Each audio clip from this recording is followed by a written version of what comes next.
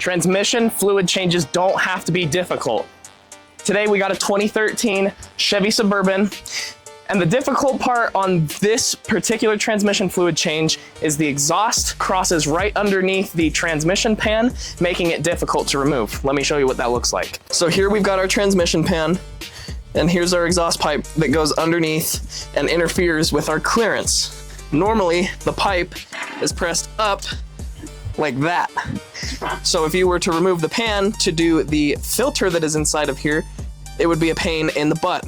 And most people wouldn't be able to do it just because this is in the way too much.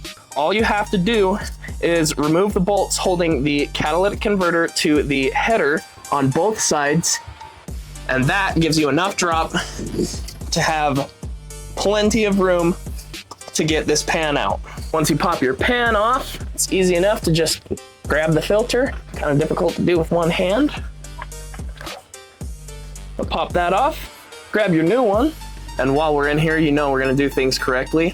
At the top of the filter, there is that little bushing with like rubber lining inside of it so that it hangs on to the filter, keeping it in a good position. This is what it looks like.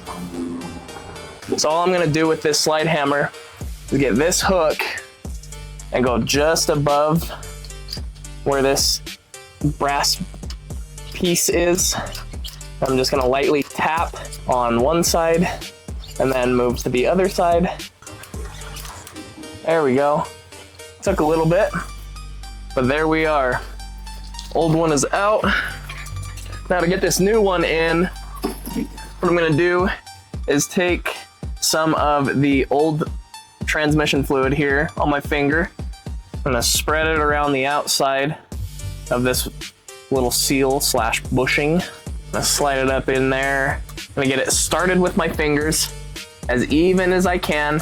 With my hammer, what I've got is an extension with a 7/8 socket on it.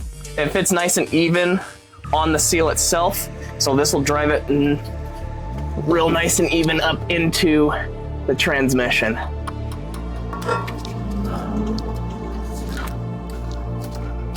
Bam, just like that, the new seal is installed. So let's go ahead and install the new filter. So with this new filter, I'm gonna do the same thing I did with the seal and take some of this old fluid, put it all around the intake pipe here, and then push it up into the seal, being careful not to force anything. Feel that little click into place, and just like that. Oh, second click. Honest mistake. Second click, now we are all the way in. We are good to go. So let's slap this pan back on, doing a new gasket. I will clean the surface before I put the new gasket on. Then we can bolt the exhaust back up, fill it with fluid, and I will show you guys how to do a flush on this thing because we are going to be flushing the transmission oil cooler out at the same time.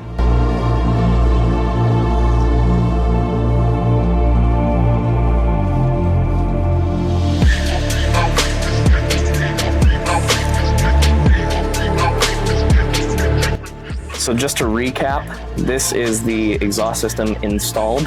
What you're gonna have to do is take that top bolt off, that side bolt, and then that bolt right there.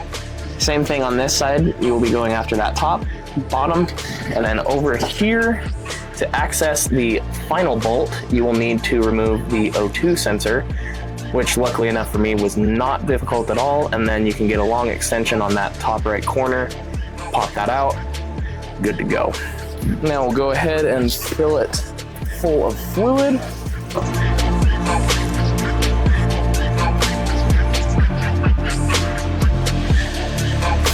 So I just put 3 quarts in. I'm gonna put 1 more quart in and then show you guys how we're going to do a flush on this thing.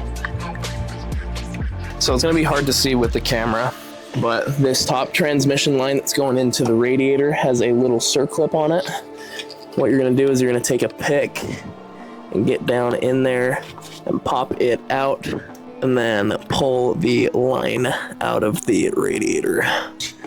And that's what it looks like right there. So pull this line out, just be nice and gentle. Now with the line disconnected, we're gonna use part number 18440 from NAPA. It is this little brass fitting that goes into where the transmission cooler line comes out and allows you to put a rubber hose on it, run the vehicle, and this will allow fluid to come out and into the drain pan to get all of the excess dirty fluid out. All you gotta do is slide this in there and then put the clip back in just the same way that you took it out. And with that fitting installed, now you can take your hose and slide it over the end of it. I ended up getting 4 feet of 1/4 inch diameter rubber hose. I'm just gonna drape that over the front of the engine compartment there into a drain pan. This is going to be a little tricky since I am on my own here, but what I'm gonna do, I'm gonna start it. It's gonna start pumping fluid out. I'm gonna aim to keep it topped off while it pumps the crappy fluid out.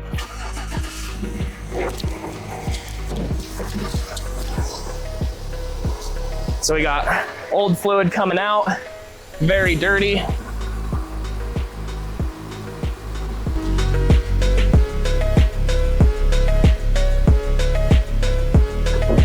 I'm gonna go shut it off.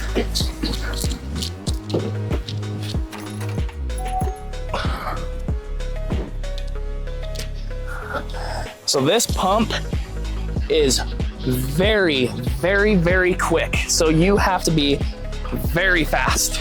There are better ways to do this. You can have like an auxiliary pump setup that you pump fluid in as fluid is coming out as the vehicle is running, but I don't have that. So just gonna start it and stop it a couple times until this fluid is red as red. And since this drain pan is about, I think top capacity is like 8 quarts, maybe 9 quarts.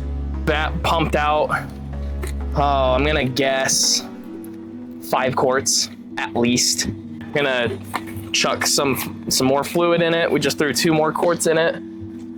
So we're at 6 quarts of fresh fluid now. Let's throw 2 more in, 3 more in actually. We will throw 3 more in. All right, put 5 more quarts of fluid in it. Let's go ahead and start it again. We'll have bottles on standby.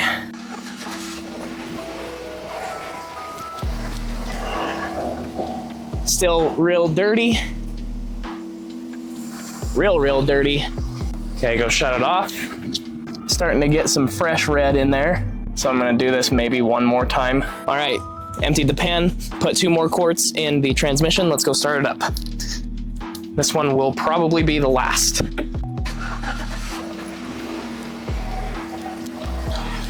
Let's see what it looks like. Much more red. Let's go ahead and stop. Yeah, I'm cool with that. I don't want to lose much more fluid. It's looking pretty good. I'm gonna assume that not assume, but the fresh fluid did interact with the old fluid a little bit, so it's not gonna be bright red, like brand new out of the bottle red. And this car hasn't had a transmission oil change, I don't think ever. So take what we can get here. Now, I'll go ahead, empty this pan, take this off, take the vehicle off of the ramps and check the fluid level. So I went ahead, got the transmission up to temp and topped the fluid off. It ended up taking 2 more quarts, no, 3 more quarts after it was all said and done. So I did drain out a little more than I had anticipated, a little more than I meant to, but that's okay because I had the fluid on hand. So all in all, this took 15 quarts, again, with some of it being lost in the flushing process. So make sure you have enough fluid for that. I didn't show the whole checking level process because there are 100 videos like that. So if you like this video, like it, subscribe, stick around. Milo out.